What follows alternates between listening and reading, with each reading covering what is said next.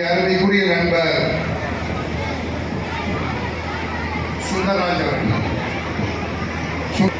மேடையிலே வந்து அமர்ந்திருக்கக்கூடிய பெரியவர்களே, ஐயுடிசி தேசிய பஞ்சாலை தொழிலாளர் சங்கத்தினுடைய நிர்வாகிகளே, இங்கே வந்து கலந்து கொண்டு இருக்கின்ற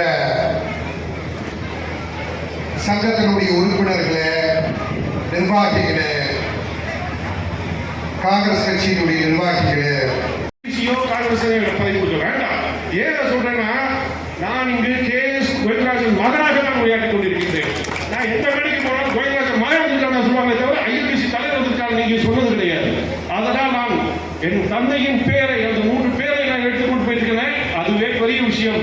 அந்த மரியாதை தான் இந்த ஒரு சிறுபுலை கிடைக்கிறதே தவிர என் தந்தையின் 40-60 வருட உழைப்பு தான் எனக்கு மரியாதை தேடிக்கொண்டு கொடுத்திருக்கிறதே தவிர வேற எந்த பதவியும் தேர்ந்து கொடுத்துறாரு. அதனால் சத்தியமா இந்த மாவட்ட தலைவர் போட்டியில இல்ல இல்ல இல்ல சரியா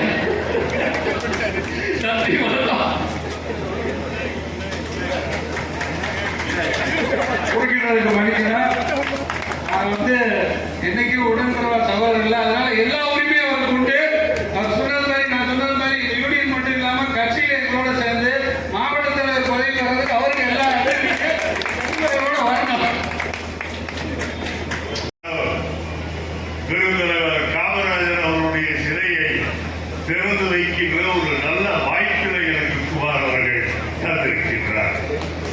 அது மட்டுமல்ல, இங்கே PTR வருகின்றார் என்று சொன்னவுடன் எனக்கு மிகவும் மகிழ்ச்சியாக இருந்தது. ஏனென்றால் PTR அவர்கள் குடும்பமும் எங்களுடைய குடும்பமும் கிட்டத்தட்ட 4 தலைமுறைகளாக ஒன்றோடு ஒன்று பழகிக் கொண்டிருக்கின்ற குடும்பங்கள்.